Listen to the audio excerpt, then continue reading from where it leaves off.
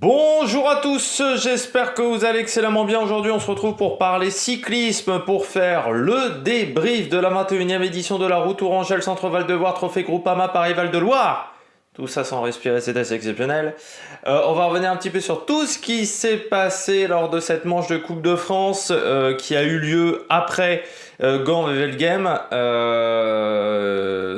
et après le Tour de Catalogne. Voilà, c'était plutôt bien organisé même, hein. On peut saluer les organisateurs de la Route Tourangelle qui ont décidé de faire arriver leur course à 18h30 à peu près. Voilà, tout était un petit peu en décalé. Alors moi je l'ai vu en replay parce que je pouvais le voir en direct sur France 3 Centre notamment. Parce que pour une fois qu'il y a une course qui est diffusée par France 360, voilà, mais je l'ai regardé en replay tout simplement parce que j'étais en train d'enregistrer Gand au moment où la course était diffusée. Alors par contre, dommageable que la Route Tourangelle soit en même temps que la course féminine de Gand. Mais bon, ça c'est le gros problème du calendrier actuellement. Est-ce qu'il n'aurait pas fallu mettre Gand le matin, mais en même temps les filles le matin, ça veut dire moins de visibilité. Est-ce qu'il ne faudrait pas plutôt mettre Gand le samedi? Par contre, ça on pourrait peut-être le faire parce que le samedi il y avait un peu moins de courses. J'aime bien quand c'est pas le même jour, les courses féminines et masculines. Ça permet, je trouve, par exemple comme Paris-Roubaix, je trouve que ça permet de donner plus de visibilité à la course féminine. Et je préfère quand la course féminine est avant la course masculine. N'hésitez pas à vous abonner à la chaîne, à réagir dans les commentaires, à mettre un pouce bleu, à partager la vidéo sur les réseaux sociaux, notamment auprès de vos pros. Et si vous pensez que ça peut les intéresser, dans les commentaires, n'hésitez pas à me dire qui vous a plu, qui vous a déçu. EPS 2.0, nouvel épisode qui est disponible depuis 18h, disponible sur Amazon. Avec Apple, ça merde pour le moment. Disponible sur Deezer également. Bientôt disponible sur Google, je pense que ça sera demain sur Google, tout ce qui est Google Podcast. Sur Apple, oui, j'ai des petits soucis pour le moment, donc un jour ça sera disponible sur Apple. J'essaye que ça soit disponible pour Apple, mais est-ce que ça sera demain, après-demain ou dans 3 semaines, le temps que j'arrive à accéder à Apple? C'est un petit peu compliqué. C'est un petit peu compliqué pour faire Apple Podcast, mais voilà, sur les plateformes majeures. Désormais, le podcast EPS 2.0 est disponible avec un nouvel épisode sur Jacques Villeneuve. Je précise également que vous pouvez poser vos questions pour un départ fictif spécial avant Tour de Flandre, spécial période de Flandrienne, voilà. Donc une question, un post, voilà, n'oubliez pas, pour éviter des petits soucis au niveau du montage. On l'enregistrera, je l'enregistrerai soit jeudi, soit vendredi. Donc essayez de poser vos questions avant jeudi 14h30 quoi. Voilà, pour vous donner un petit peu une idée. Et puis il y aura certainement également un épisode du maintien, peut-être même le même jour pour l'épisode du maintien pour faire un petit point sur le classement UCI avant le Tour des Flandres. On commence tout de suite par cette vidéo. Route Tourangelle. Alors le parcours est plat, plat, c'est-à-dire que c'est une sorte de sous-Paris-Tour. La Route Tourangelle, c'est un peu Paris-Tour à l'ancienne, mais le parcours est quand même plutôt fait pour les sprinteurs. Avec en plus une course qui s'est quand même déroulée sous la pluie, ce qui a quand même durci quand même pas mal l'épreuve. On n'avait pas une start list de dingue, faut le dire, hein. Il y avait Arvind de Klein au départ, parmi les bons sprinteurs. Il y avait Welten, mais on reviendra sur Bram Welten parce qu'il a été fantastique. Mais il n'y avait pas 150 gros sprinteurs. Par exemple, il n'y avait pas Nasser Boigny, il n'y avait pas Arnaud Desmar qui était sur Gand. J'aurais peut-être mieux fait d'aller sur la Route Tourangelle en passant. Il n'y avait pas Brian Coquard non plus. Il y avait plein de sprinteurs qui n'étaient pas au départ. Il y avait Thysens de Klein. Qui était présent, et puis il y avait d'autres équipes de deuxième division. C'est vrai que c'est pas la plus belle start list de la Coupe de France, il faut le dire, parce que l'emplacement dans le calendrier est un petit peu merdique. Bon, voilà, ça fait partie de ces courses de la Coupe de France où voilà, on a une start list un petit peu en dessous, mais ça permet à des équipes continentales ou à des coureurs un peu moins forts ou un peu moins connus de pouvoir exprimer leur talent. Et c'est vraiment ce parcours-là, quasiment Paris-Tour, mais version d'avant.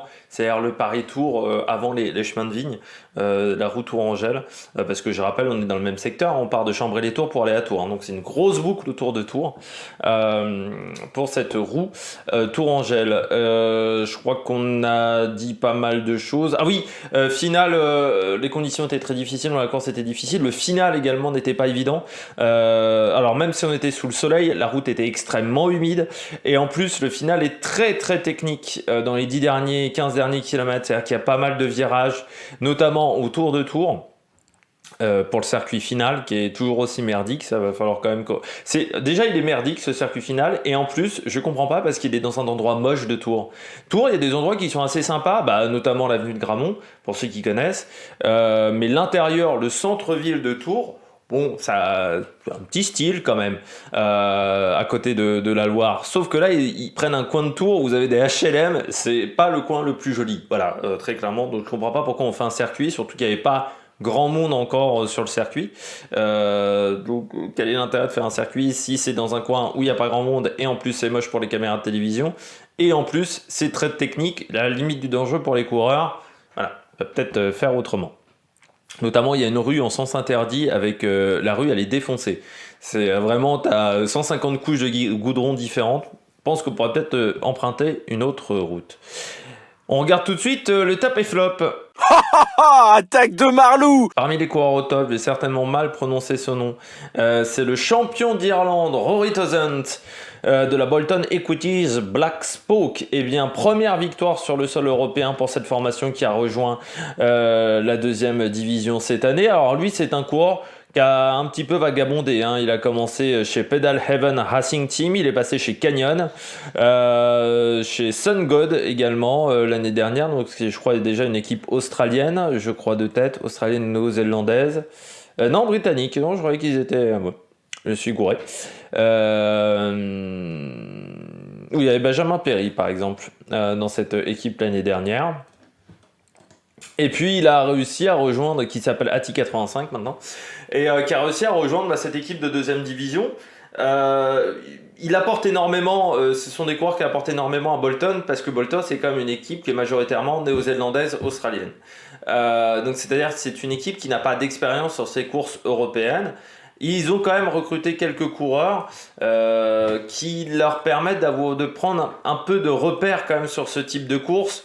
Il y a quelques coureurs britanniques également qui leur permettent d'avoir des repères sur ce type de parcours, parce que c'est des concurrents qui ne sont pas habitués à ce type de course, et c'est important pour eux de prendre des repères. Donc c'est la première grosse victoire pour eux en Europe, mais Mark Stewart avait déjà fait deuxième du Per Sambre Alfedro et du Grand Prix Industria et Artigianato.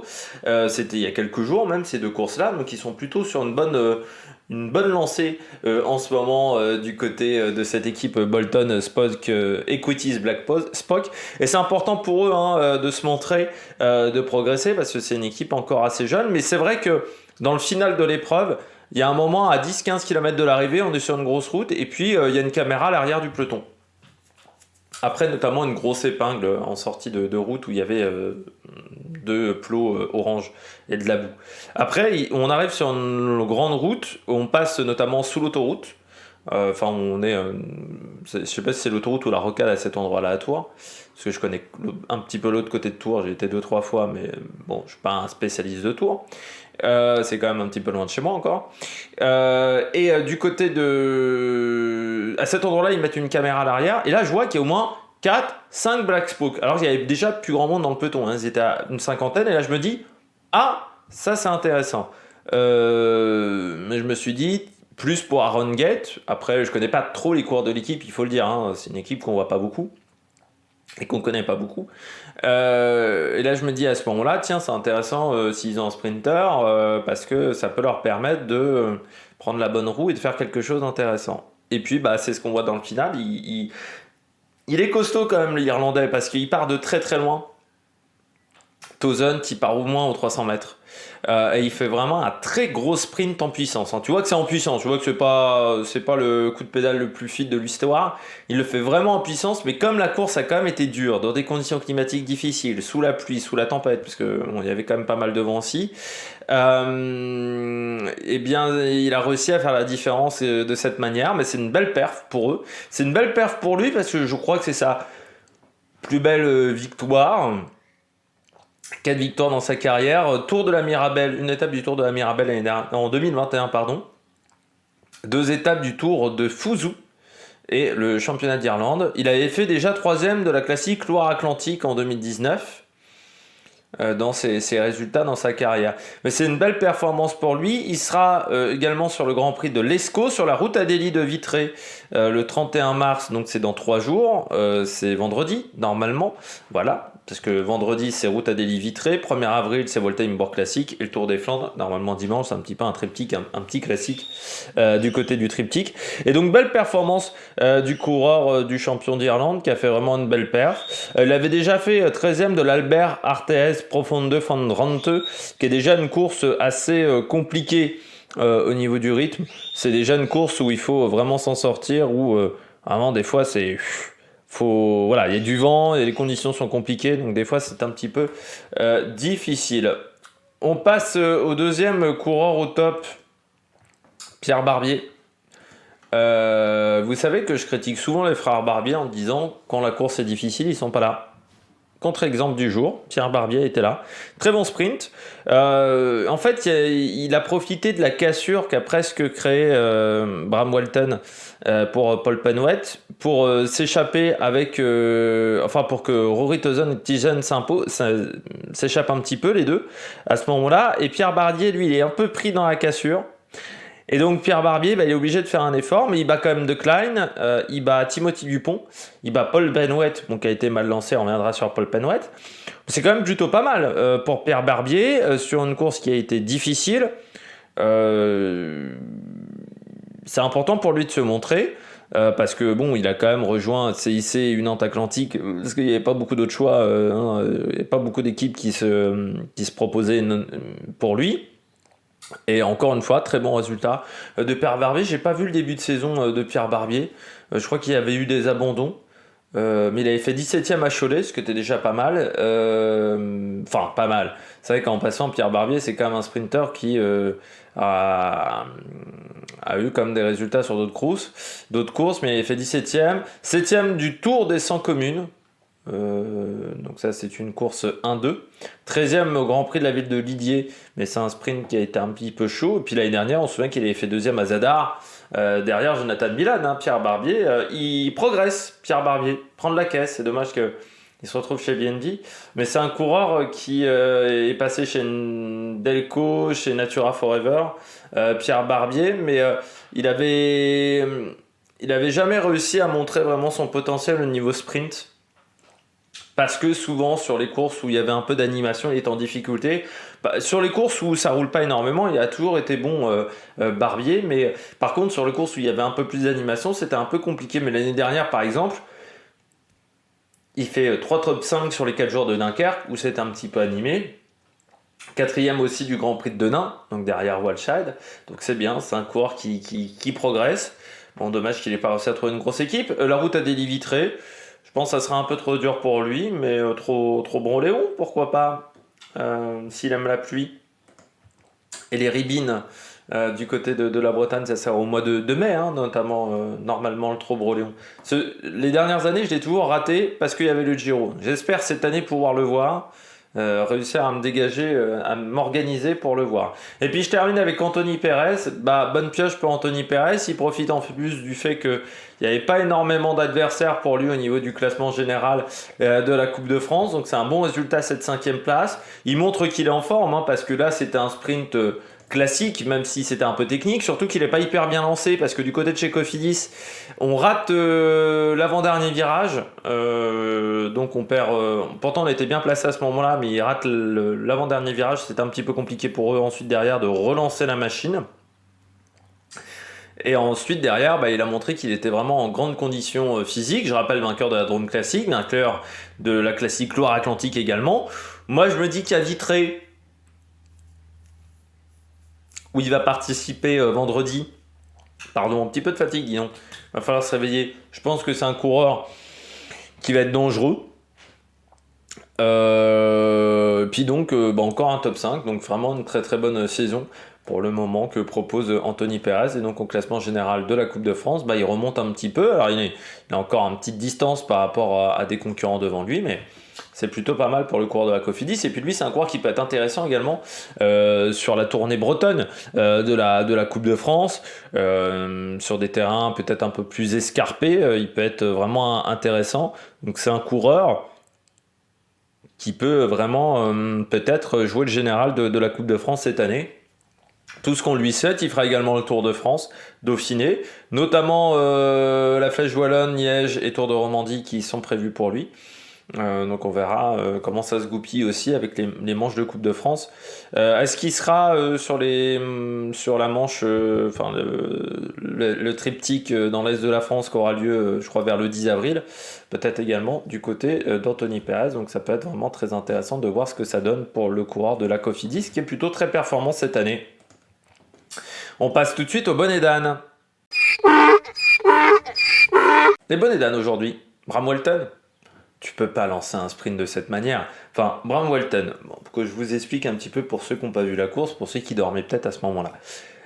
Bram Welton, donc on est dans un sprint. C'est un sprint un petit peu technique, mais il n'y a pas non plus 150 000 coureurs.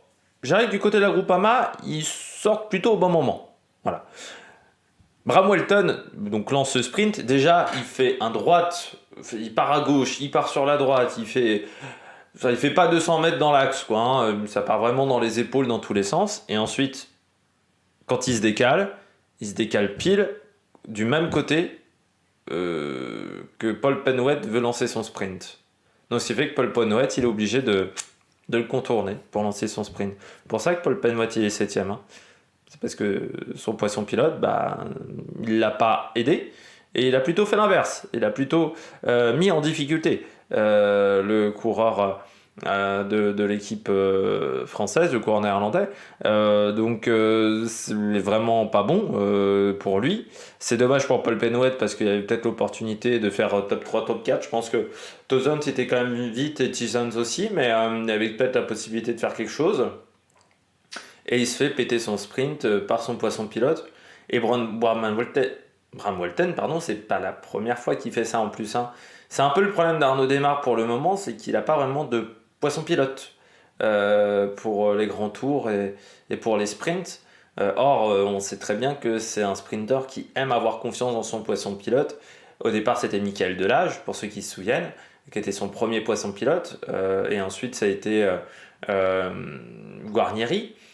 Et Chimolai aussi à une époque, mais il a besoin d'avoir confiance dans son train et il a besoin d'avoir la pleine confiance dans ce genre de situation. Et c'est vrai que là, du côté de la Groupama, on sent qu'il manque des coureurs qui soient capables de faire poisson pilote.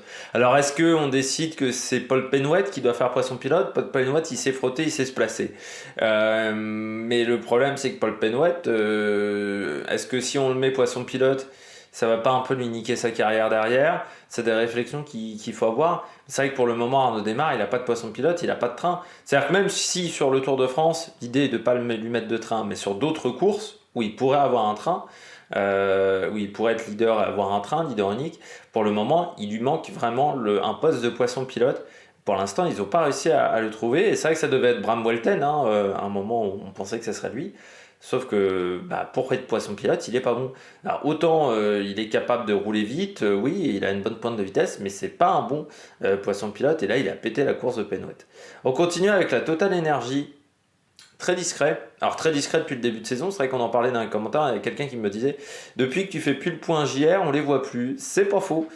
Est-ce que ça leur mettait la pression? Ils regardaient tellement mes vidéos que ça du côté des coureurs de la Total Energy. Pour ceux qui connaissaient pas le point JR, c'était un truc qu'on avait mis en place l'année dernière parce qu'il y a 2 ans, j'avais défoncé pendant tout le Tour de France la Total Energy. J'avais dit maintenant on va faire un point GR, c'est-à-dire quand je dis du mal, je rajoute un point, quand je dis du bien, j'enlève un point. Je crois qu'on a fini le classement à -8, et je crois qu'après, sur la deuxième partie de saison, j'ai quasiment pas parlé de la Total Energy. Mais du côté de la Total Energy, c'est pas top ce début de saison, déjà parce que l'effet Sagan s'est estompé. Ça, c'est déjà un premier aspect. Qu'en plus, Sagan n'a pas de résultat, que Turgis, il est encore un petit peu en dessous, et qu'en fait, après, derrière, tu as des bons coureurs, mais pour l'instant, qui ne expriment pas leur talent. Burgodo, on l'a très peu vu. Et là, sur cette course, je m'attendais à voir Jason Tesson, peut-être leader au niveau du sprint. Bah non, il fait pas le sprint vu qu'il finit à 52 secondes. Lorenzo Manzin, c'est encore pire parce qu'il finit 62e. Et au final, le meilleur coureur de l'équipe, c'est Emilien Janière, seulement 13e. On est sur une manche de Coupe de France qui n'a pas une grosse start list. En plus, la route Orangelle, c'est peut-être la manche de Coupe de France qui a la start list la plus pauvre chaque année. Ne pas réussir à finir dans le top 10, c'est quand même inquiétant. Et je trouve que la Total Energy, depuis le début de saison, il n'y a pas eu de grands résultats pour cette équipe. Si on regarde, c'est pas foufou. Alors oui, il y a les victoires sur la Tropicale Amissa Mongo et sur le Tour du Rwanda, où ils ont eu une victoire. Il y a la 9e place d'Anthony Turvis sur Milan-San Remo. Valentin Ferron, il y a Pierre Latour, c'est vrai qu'il fait plutôt un bon début de saison. Boissanagon sur le Grand Prix de Denain, Classica, Comunità de Valenciana également, il fait 3 derrière Arnaud Delis. Mais en dehors de ça, c'est quand même pas énorme en termes de points. Et pour une équipe qui veut peut-être remonter dans le World Tour et qui veut quand même passer un cap, un peu en termes de professionnalisme, en termes de dynamique, c'est pas fantastique pour cette équipe et va falloir faire mieux sur les prochaines courses. Alors ils vont courir à travers les Flandres. Moi j'espère les voir à un peu meilleur niveau parce que c'est vrai que pour le moment je les trouve très décevants dans cette formation. Ils n'ont pas le même rendement que l'année dernière, ça c'est clair et net. Alors la question est de savoir est-ce que l'année dernière ils n'ont pas surperformé non plus aussi par rapport à la qualité de l'effectif en ce moment. Et puis dernier flop, c'est Bonifacio. Là aussi, dommage. Alors certes, du côté d'Intermarché, on prend la 2e place. Ça, c'est une bonne nouvelle. Mais Bonifacio, il finit 45e à 47 secondes. C'est-à-dire qu'il n'a pas participé au travail majeur pour lancer Thyssen. C'est Madis Mikkels qui a fait ce travail-là. Comme Adrien Petit également, qui finit à 5 minutes 12. C'est dommage pour ces deux coureurs-là, que ce soit Bonifacio et Adrien Petit, parce que c'est vrai que Bonifacio, on s'attendait peut-être à ce qu'il se relance. Pour le moment, c'est compliqué. Adrien Petit, c'est vrai que sa fracture de la clavicule au bout d'un jour de course ou 2 jours de course dans l'année, ça lui coûte quand même très cher maintenant, parce qu'il est en retard au niveau de la condition et de la forme physique.